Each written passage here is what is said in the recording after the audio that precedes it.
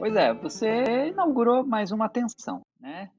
É esse campo, mas parece já ter sido capturado por forças normalizadoras, né, que tem essa potência vampiresca de sugar a energia, do que fora, dionisíaco.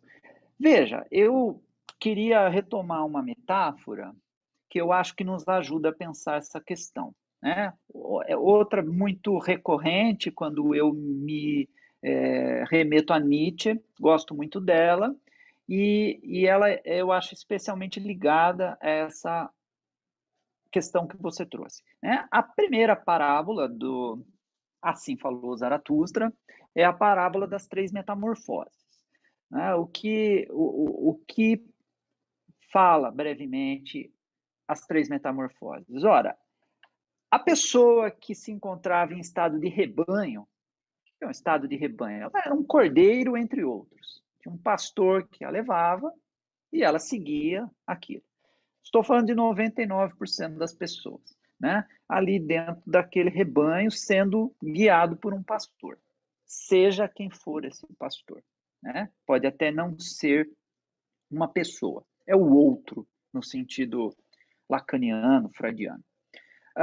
Se de repente essa ovelha resolve peregrinar pelo deserto, ela estaria sujeita a essas 3 metamorfoses. A primeira seria a metamorfose em camelo. O camelo é um animal muitíssimo forte, um animal que não precisa de água ou muito pouca água, um animal que carrega enormes cargas nas suas costas, é o símbolo perfeito do trabalho, do trabalhador, daquele que vence a vida pelo seu esforço, né? Sem sombra de dúvida, é uma metamorfose da força.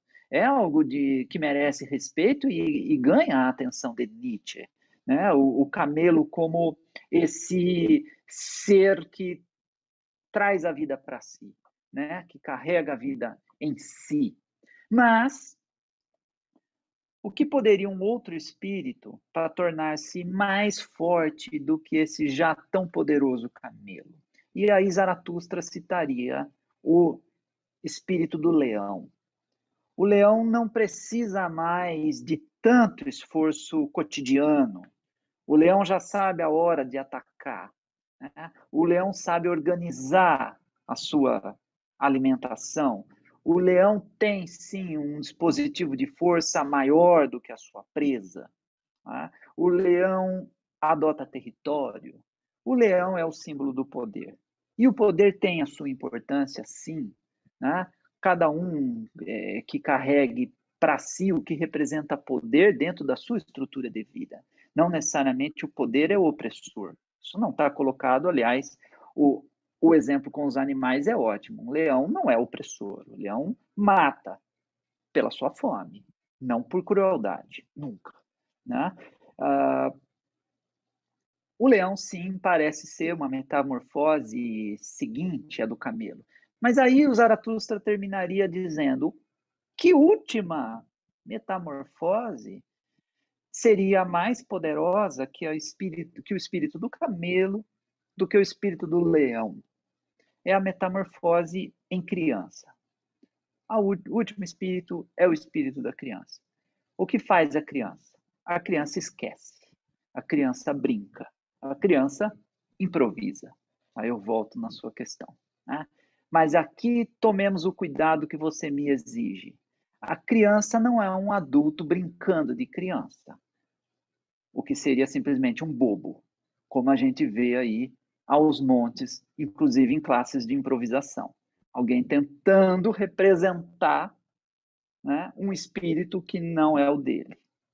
Notemos que a criança foi rebanho, foi camelo e foi leão. Isso não sumiu do espírito de criança nietzschiano. Muitas vezes acho que também há uma leitura equivocada aí, quando as pessoas encontram o último espírito de criança e acham que, portanto, houve um retorno idílico à infância. Não, você está falando de um espírito que se metamorfoseou, um espírito que optou por esquecer. Nietzsche chama isso de esquecimento ativo. né? Quão difícil é você receber um agravo, receber uma ofensa e fazer o que você puder naquele momento para combater a ofensa. Mas passou, esquecer. Ah, isso é um gesto de bravura muito difícil, né? O mecanismo resultante da falha nesse processo, Nietzsche chama de ressentimento. É uma coisa que envenena, um ressentir. Eu sinto de novo, e de novo, e de novo. A criança não. E aí sim dá para a gente se remeter às crianças reais que estão no nosso convívio, né? Criança cai, se machuca, ou acontece uma coisa que ela não gosta, ela chora copiosamente, ela põe tudo para fora que ela precisa pôr, e no momento seguinte ela abre um sorriso, ela brinca, ela vê o que ela vai fazer da vida dela, porque ela vai ficar naquele choro até quando, né? Não é como nós que, recebido um agravo, são 3 anos de insônia, de momentos de súbito tomada, assim, no meio do ônibus, você responde a uma pessoa imaginária, porque aquilo ainda está circulando na sua cabeça, e você está vendo como é que você vai né, se vingar, né? E aí Nietzsche acrescenta ainda mais um conceito que é nomeado vingança adiada. O ressentido ele é movido pela vingança adiada, ele está sempre planejando uma vingança que vai ser terrível, vai ser assim extraordinária, mas não dá para ser hoje, porque ele ainda não reúne as condições para isso. Então ele adia para amanhã. E amanhã ele fica pensando assim como que ele vai acabar com a vida daquela pessoa, mas ainda falta uma coisa. Então ele adia para o dia seguinte. E assim vai, ele vai assistindo os filmes de Hollywood, que são uma reencarnação eterna da vingança, né? Começa mostrando a vida feliz que o cara tem, aí ele sofre um agravo e todo o resto do filme é um espetáculo de violência, da vingança dele, que no final é espetacular, né? Ele tem assim uma catarse da violência, né? Ele consegue se vingar de tudo e de todos, e a gente vai se alimentando dessa esperança. A criança abdica de tudo isso em um único gesto, no gesto do esquecimento. Ela esquece, né? Esse é o espírito de Zaratustra. Para mim, o espírito do improviso na dança, como você requisita, seria esse, né?